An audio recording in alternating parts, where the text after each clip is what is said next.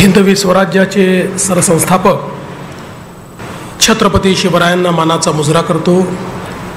भारतीय राज्यघटनेचे शिल्पकार भारतरत्न डॉक्टर बाबासाहेब आंबेडकर यांना मानवंदना अर्पित करतो। आणि ज्यांनी या मानवतेच्या मंदिराचं निर्माण केलं ते स्वर्गीय बाबा आमटे यांच्या स्मृतीला वंदन करतो। आदरणीय साधनाताईंच्याही स्मृतीला या ठिकाणी वंदन करतो। आणि आजच्या या कार्यक्रमामध्ये मंचावर उपस्थित असलेले माझे सहकारी आणि राज्याचे उद्योगमंत्री उदय सामंतजी, राज्याचे आदिवासी कल्याण मंत्री श्री अशोक उईकेजी, मंचावर उपस्थित ज्येष्ठ नेते माजी राज्यपाल, माजी केंद्रीय मंत्री आदरणीय रामभाऊ नाईक, आमचे सहकारी किशोरजी जोरगेवार, करणजी देवतळे, मंचावर उपस्थित अंशु गुप्ता, हेमंत पांडे, मीनाक्षी गुप्ता, सुहास तुळजापूरकर, संजीव रेड्डी बोतकुलवार, डॉक्टर कृष्णा, त्याचप्रमाणे श्रीमती रचना रानडे, या संपूर्ण बाबांच्या कार्याला पुढे नेणारे डॉक्टर विकासदादा, डॉक्टर प्रकाशदादा, कौस्तुभ, आमटे परिवारातील सर्व परिवारजन आणि अर्थातच आनंदवन परिवारातील सर्व परिवारजन, मित्र, आप्तेष्ट, भगिनी आणि बंधूंनो, महारोगी सेवा समितीच्या या प्रकल्पाला 75 वर्ष पूर्ण झाले आणि त्यानिमित्ताने कृतज्ञता सोहळा या ठिकाणी आयोजित करण्यात आलेला आहे। या कार्यामध्ये ज्या ज्या लोकांनी सहभाग घेतला, एक प्रकारे त्या सगळ्यांचं एकत्रीकरण या कार्यक्रमाच्या माध्यमातून होत आहे। आणि या चांगल्या कार्यक्रमाचं अध्यक्षपद हे तुम्ही दादा मला दिलं, त्याबद्दल सर्वप्रथम मी तुमचे अतिशय मनापासून आभार मानतो। आपल्या सगळ्यांना कल्पना आहे, मी ज्याचा उल्लेख केला की हे मानवतेचं मंदिर आहे। मानवी संवेदना याची व्याख्या हे आपल्याला बाबांच्या कार्यामध्ये पाहायला मिळते। आणि खऱ्या अर्थानं ज्या काळामध्ये बाबांनी हे काम सुरू केलं, अतिशय कठीण काम होतं। समाजामध्ये मान्यता तर सोडाच, पण एक प्रकारचा तिरस्कार होता। अशा तिरस्काराच्या काळामध्ये हे जे काम बाबांनी सुरू केलं, साधनाताईंनी आपल्या आत्मचरित्रात लिहिलं आहे की त्यावेळी मोटारीतून आलेले लोक आपल्या कुटुंबातल्या लोकांना खाली देखील उतरू द्यायचे नाहीत। आणि जी काही त्या ठिकाणी चिल्लर नाणी वगैरे समजा द्यायची आहे तर ती लायझॉलमध्ये धुवून त्या ठिकाणी द्यायची आणि उरकल्यासारखी निघून जायची, अशा प्रकारची अवस्था त्या ठिकाणी होती। आज मला आनंद आहे की 75 वर्षानंतर या ठिकाणी समाजातले अनेक प्रथितयश लोक येतात आणि या प्रकल्पाशी जुडण्यामध्ये, या प्रकल्पाशी जोडून घेण्यामध्ये आज लोकांना एक आत्मिक समाधान मिळतं, किंबहुना आपण मोठे झालो आहोत अशा प्रकारची भावना निर्माण होते। 75 वर्षाची ही जी वाटचाल आहे ती खरोखर मला असं वाटतं की अत्यंत महत्त्वाची अशा प्रकारची वाटचाल आहे। आणि हे जे कार्य या ठिकाणी उभं राहिलं, खरं तर हा सगळा भाग त्या काळात अतिशय मागासलेला, आणि हा चंद्रपूर जिल्हा असेल, गडचिरोली जिल्हा असेल, तेव्हा एकच जिल्हा होता, सगळा आदिवासी बहुल अशा प्रकारचा बऱ्यापैकी सगळा भाग। आणि त्याच्यामध्ये फार काही सोयी नसताना असा एक प्रकल्प हातामध्ये घ्यायचा हे अतिशय कठीण काम होतं। ते काम हातामध्ये घेतलं आणि आज आपण पाहतोय, हा आनंदवनचा प्रकल्प असेल, सोमनाथचा प्रकल्प असेल, हेमलकसाचा प्रकल्प असेल, हे सगळे प्रकल्प बाबांच्या प्रेरणेने विकास भाऊंनी, प्रकाश भाऊंनी ज्या प्रकारे त्याचा विस्तार केला, म्हणजे कुष्ठरोग्यांची सेवा हे तर याचं एक मूळ कार्य राहिलंच, पण त्याच्यासोबत समाजातल्या विविध क्षेत्रांमध्ये कामं जी या ठिकाणी करण्यात आली, मग शिक्षणाचं क्षेत्र असेल, आरोग्याचं क्षेत्र असेल किंवा समाजसेवेची विविध क्षेत्र असतील, ज्याच्यामध्ये जलसंधारणाचं क्षेत्र असेल, पर्यावरणाचं क्षेत्र असेल, या प्रत्येक क्षेत्रामध्ये या ठिकाणी झालेले प्रयोग आणि त्या प्रयोगातनं समाजामध्ये एक सकारात्मक अशा प्रकारचं झालेलं काम, वेगवेगळ्या शिबिरांच्या माध्यमातनं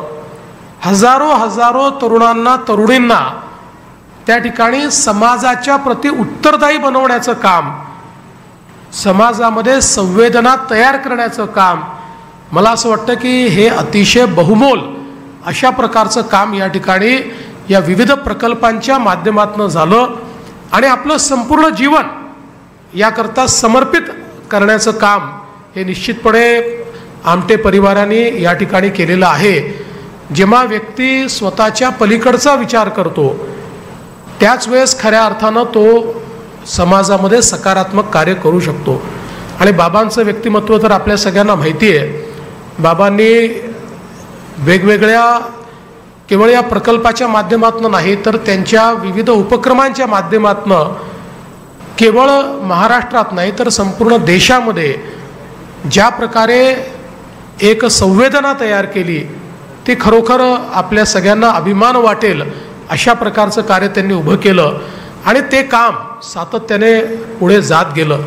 आज खरं म्हणजे अनेक अडचणी, मला अनेक वेळा माहिती आहे, इतक्या अडचणीतनं ही सगळी प्रकल्प वेळोवेळी गेली.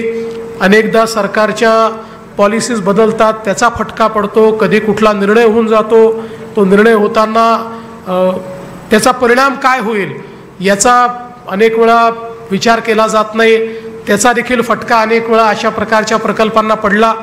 पण या सगळ्या वादळामध्ये कधीही त्या वादळामध्ये कुठल्याही प्रकारे विचलित न होता हे जे काम या प्रकल्पाच्या माध्यमातून होत गेलं, ते मला असं वाटतं अत्यंत महत्त्वाचं आहे. आणि इतके हजारो लोक याच्याशी जुळत गेले, म्हणजे अनेक विविध क्षेत्रातले लोक, असं कुठलं क्षेत्र नाही की ज्या क्षेत्रातल्या लोकांना या प्रकल्पाने, या कार्याने आकृष्ट केलं नाही. मग ते कलेचं क्षेत्र असो, संगीताचं क्षेत्र असो, फिल्मचं क्षेत्र असो, उद्योगाचं क्षेत्र असो, विविध क्षेत्रातील मंडळी आणि अगदी अतिशय प्रथितयश अशा प्रकारच्या मंडळींना देखील या कामाने आकृष्ट केलं. कारण इथे आल्यानंतर, हे काम केल्यानंतर, म्हणजे अलीकडच्या काळामध्ये अनेक लोक स्वतःला समाजसेवक म्हणवतात. कदाचित ते थोडी बहुत समाजाची सेवा करतात देखील, पण मूलभूत सेवा काय असते ते जर आपल्याला समजून घ्यायचं असेल तर आपल्याला इथे यावं लागेल, इथलं काम पाहावं लागेल, इथलं पुनर्वसन पाहावं लागेल. इथली जी एक कुटुंब पद्धती निर्माण झालेली आहे ती आपल्याला या ठिकाणी बघावी लागेल आणि त्यातनं हे जे काही काम आहे ते काम आपल्याला निश्चितपणे पाहायला मिळेल.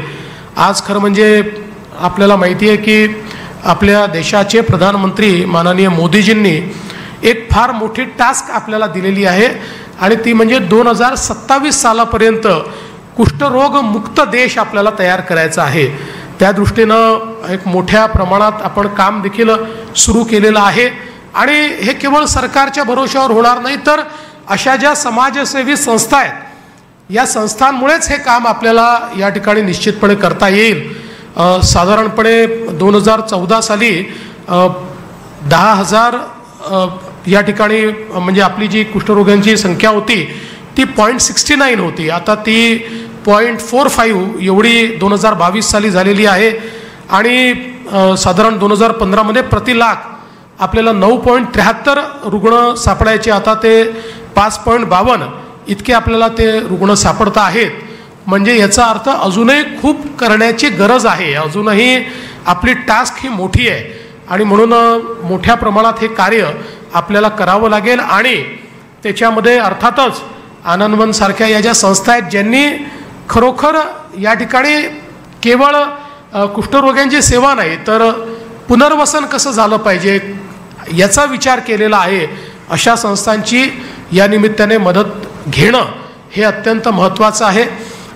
मी खरं म्हणजे उदय सामंत यांचं मनापासून अभिनंदन करेन की उदयजी, तुम्ही चांगला निर्णय या ठिकाणी केला आणि जे स्किल डेव्हलपमेंट सेंटर आपण या ठिकाणी तयार करता आहात ते ही अतिशय हा चांगला उपक्रम आहे. आणि आता जो दुसरा टप्पा आहे की ज्याच्यामध्ये मला असं वाटतं निवासी 500 लोकांचं एक आपल्याला सेंटर उघडायचं आहे, तर निश्चितपणे ती जबाबदारी आपण या ठिकाणी स्वीकारू आणि ते कशा प्रकारे आपल्याला करता येईल ते देखील आपण त्या ठिकाणी निश्चितपणे करू. आणि हे सगळं करत असताना मला असं वाटतं की काही गोष्टींचा उल्लेख या ठिकाणी केला पाहिजे. एक तर आपण जे काही अनुदान देतो हे अनुदान 2012 सालानंतर आपण कधी ते बदललंच नाही, ते तेवढंच आपण 2012 सालापासून ठेवलेलं आहे. आणि म्हणून जे काही आपण अनुदान त्या ठिकाणी देत होतो तर त्याच्यामध्ये जवळपास याच्यामध्ये रुग्णालय तत्वावरचं जे अनुदान होतं हे आपण 2200 रुपये प्रति जो काही रुग्ण आहे त्या हिशोबाने देत होतो. तर आज मी घोषणा करतो ते 2200वरून आम्ही 6000 रुपये ते अनुदान करू. आणि पुनर्वसन तत्वावरचं अनुदान देखील 2000 रुपये आपण देत होतो, तेही 2000 रुपयावरून आपण 6000 रुपये आता या ठिकाणी करू. आणि हे सगळं होत असताना एक चिंता विकासदादांना नेहमी लागून राहते की हे सगळं पुढे चालणार आहे की नाही किंवा कशा प्रकारे चालेल. आणि विशेषतः कोविडनंतर त्यांची चिंता वाढलेली आहे आणि त्याचा परिणाम हा त्यांच्या तब्येतीवर देखील खूप मोठ्या प्रमाणात झालेला आपल्याला पाहायला मिळतो आहे. पण मी त्यांना एक सांगू इच्छितो की हे जे कार्य या ठिकाणी तुम्ही हातामध्ये घेतलेलं आहे हा जगन्नाथाचा रथ आहे. हा जगन्नाथाचा रथ बाबांनी ओढायला सुरुवात केली आणि अनेक हात त्याला लागले आणि भविष्यातही अनेक हात लागणार आहे, त्यामुळे त्याची काळजी करण्याची बिलकुल आवश्यकता नाही आहे. पण तुमची जी काही या ठिकाणी इच्छा आहे की कॉर्पस फंड हा या ठिकाणी एक तयार व्हावा. खरं म्हणजे शासन म्हणून आमच्या कॉर्पस फंडच्या संदर्भात काही मर्यादा आहेत. आपल्याला काही कामं करायची असेल तर आम्ही 100 कोटीची कामं देखील करू शकतो, पण कॉर्पस फंडच्या संदर्भात काही मर्यादा. तथापि मी आज या निमित्ताने हा एक चांगला मुद्दा आपण समोर आणलेला असल्यामुळे माझं जे डिस्क्रिप्शन आहे त्या डिस्क्रिप्शनच्या अंतर्गत मी 10 कोटी रुपये कॉर्पस फंड या ठिकाणी देण्याची घोषणा करतो.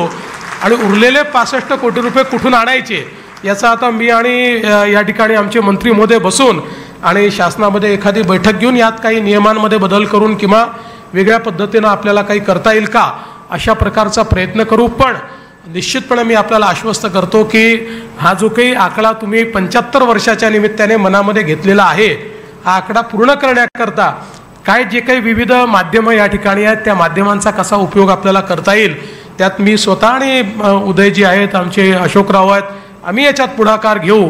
कारण ही जी संस्था आहे ही संस्था खऱ्या अर्थानं समाजाची संस्था आहे आणि समाजामध्ये जे काही सकारात्मक काम होतं त्याच्या पाठीशी उभं राहणं हे राज्य सरकार म्हणून आमची देखील जबाबदारी आहे. त्यामुळे निश्चितपणे त्या संदर्भात चांगल्या गोष्टी ज्या होत आहेत त्याचा पाठपुरावा आम्ही करू. आणि कौस्तुभने सोमनाथच्या संदर्भात देखील या ठिकाणी जे सांगितलं हे खरं आहे की आम्ही पण लहानपणापासून जेव्हा सोमनाथला जायचो आणि सकाळी बैलगाडीने तिथे जायचो, दिवसही तिथेच काढायचो, तेव्हाही दुपारनंतर आमटे फार्मला जायचं अशा प्रकारचाच तिथे उल्लेख असायचा. म्हणजे सकाळी सोमनाथला जाऊन आंघोळी करायच्या, तिथे जेवण करून हे करायचं आणि मग दुपारी आमटे फार्मला जाऊन तिथे काही प्राणी बिणी बघायचे, तिथे चहा प्यायचा आणि मग परत जायचं बैलगाडीने. असं वर्षानुवर्ष आम्ही त्या ठिकाणी केलेलं आहे. पण त्याचा उल्लेख सोमनाथ हा व्हावा आणि तिथे आता जी काही मागणी कौस्तुभने केलेली आहे ती अतिशय योग्य प्रकारची मागणी आहे. त्यामुळे रेव्हेन्यू ऑथॉरिटीजला सांगून तशा प्रकारचा बदल हा त्या ठिकाणी आपण निश्चितपणे घडवून आणू. तसं पत्र तुम्ही द्या, मी तुम्हाला निश्चित त्याची खात्री देतो. खरं म्हणजे आमच्या जे काही कुष्ठरोगी आमचे रुग्ण आहेत यांच्याकरता आमच्या रामभाऊंनी देखील खूप काम केलेलं आहे. किंबहुना अनेक सरकारी योजनांमधले बदल किंवा महानगरपालिकांनी त्यांना मदत केली पाहिजे वगैरे असे जे काही निर्णय झाले ते रामभाऊंसारख्या व्यक्तीने स्वतः लक्ष घातल्यामुळे या ठिकाणी ते निर्णय झाले. आणि म्हणूनच आज 90 वर्ष पूर्ण झाल्यानंतरही रामभाऊ अतिशय उत्साहाने सगळी कामं करतात आणि आज या ठिकाणी या समारोहामध्ये सम्मिलित होण्याकरता आले, त्यामुळे मी त्यांचे देखील मनापासून आभार मानतो. आणि विशेषतः विकास भाऊ असतील, प्रकाश भाऊ असतील आणि संपूर्ण आमटे परिवार असेल, आता सगळी ही नवीन पिढी असेल, या सगळ्यांचं खरं म्हणजे अभिनंदन तर करणं योग्य नाहीच, कारण त्यांनी कर्तव्य म्हणून ते केलं आहे. त्यामुळे या कृतज्ञता सोहळ्याच्या निमित्ताने त्यांची कृतज्ञता ही महाराष्ट्र शासनाच्या वतीनं या ठिकाणी मी व्यक्त करतो. पुन्हा एकदा बाबांच्या चरणी मी माझी आदरांजली वाहतो आणि माझे 2 शब्द संपवतो. धन्यवाद. जय हिंद. मनापासून धन्यवाद माननीय मुख्यमंत्री महोदयांचं. मी आमंत्रित करते, विनंती करते दिगंत आमटे यांना की त्यांनी